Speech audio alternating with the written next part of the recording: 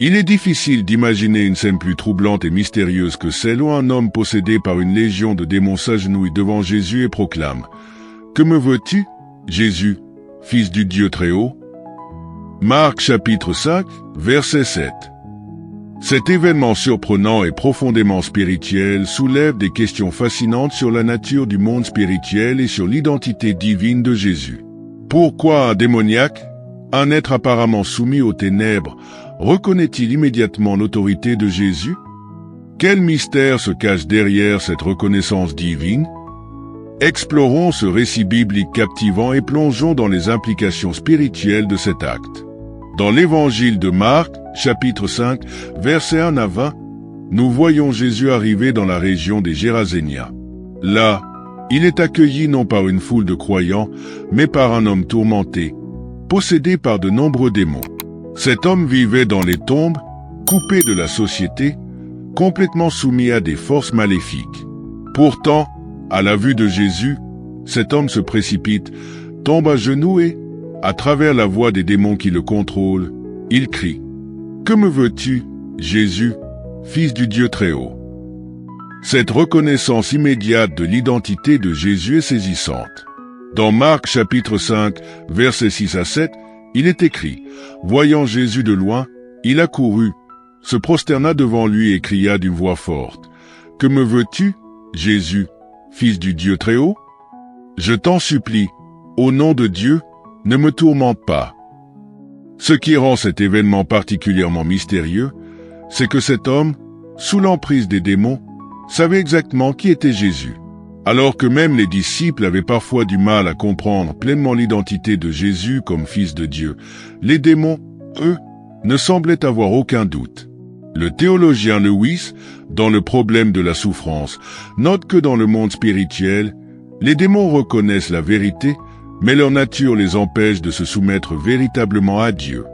Ils savent qui est Jésus et qu'il est le Fils de Dieu, mais au lieu de l'adorer en tant que Seigneur, ils tremblent devant son autorité. En fait, Jacques chapitre 2, verset 19 nous rappelle que les démons croient aussi et ils tremblent. Leur croyance n'est pas une foi qui sauve, mais une reconnaissance du pouvoir suprême de Dieu, accompagnée de peur et de haine. Les démons, par leur nature, vivent dans la désobéissance totale à Dieu. Cependant, ils ne peuvent pas échapper à la vérité spirituelle. Lorsqu'ils sont confrontés à la présence de Jésus, leur réaction instinctive est la peur. Pourquoi? Parce qu'ils savent que Jésus détient l'autorité ultime sur le monde spirituel, y compris sur eux.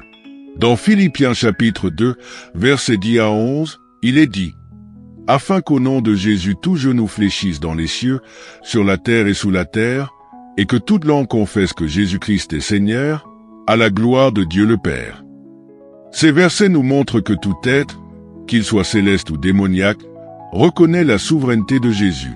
Le monde spirituel fonctionne sous des lois que les démons ne peuvent briser, et parmi ces lois, la suprématie de Jésus est inévitable. Leur reconnaissance de Jésus comme Fils du Dieu très haut est donc une reconnaissance forcée, non de respect, mais de crainte. Ils savent que leur pouvoir est limité face à Jésus. Lorsque les démons demandent à Jésus de ne pas les tourmenter, ils révèlent leur connaissance de l'autorité de Jésus sur leur destin. Ils savent que Jésus a le pouvoir de les envoyer dans l'abîme. Cet acte souligne l'autorité totale de Jésus non seulement sur le monde physique, mais aussi sur le monde spirituel. Luc chapitre 8, verset 31 nous dit « Il suppliait Jésus de ne pas leur ordonner d'aller dans l'abîme. » L'abîme, dans la pensée biblique, est un lieu de tourment réservé aux esprits déchus. Les démons savaient que Jésus, par sa puissance divine, pouvait les juger et les envoyer dans cet endroit. Ce qui est particulièrement révélateur, c'est que bien qu'ils soient rebelles, ils reconnaissent le fait que leur destin est entre les mains de Jésus. Cela montre la souveraineté totale de Jésus sur toutes les forces, qu'elles soient spirituelles ou matérielles.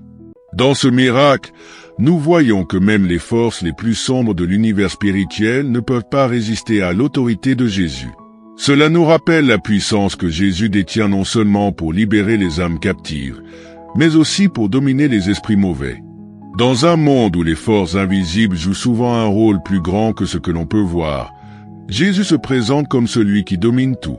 Ce miracle contient également une leçon profonde pour les croyants. Jésus, par sa simple présence, force les ténèbres à se soumettre. Cela nous montre que peu importe la profondeur des ténèbres spirituelles auxquelles nous faisons face, Jésus détient toujours la puissance pour les surmonter. Dans Colossiens chapitre 2, verset 15, Paul nous dit « Il a dépouillé les dominations et les autorités, et les a livrées publiquement en spectacle, en triomphant d'elles par la croix. » Ce verset montre clairement que par son sacrifice à la croix, Jésus a définitivement triomphé des puissances spirituelles du mal. Le jour où Jésus envoya les démons dans les ports fut une préfiguration de cette victoire ultime qu'il accomplirait sur la croix. L'acte de ce démoniaque, qui proclame Jésus comme « Fils du Dieu Très-Haut », nous ouvre une fenêtre fascinante sur le monde spirituel. Ce n'est pas seulement une histoire de délivrance, mais une démonstration puissante du règne de Jésus sur toutes les créatures, y compris celles qui se rebellent contre Dieu. Les démons reconnaissent la vérité spirituelle, même s'ils ne peuvent s'y soumettre pleinement. Ce récit nous rappelle également que Jésus, en tant que Fils de Dieu, est la source ultime de pouvoir et d'autorité, et que tout ce qui est dans les cieux, sur la terre ou sous la terre fléchira le genou devant lui.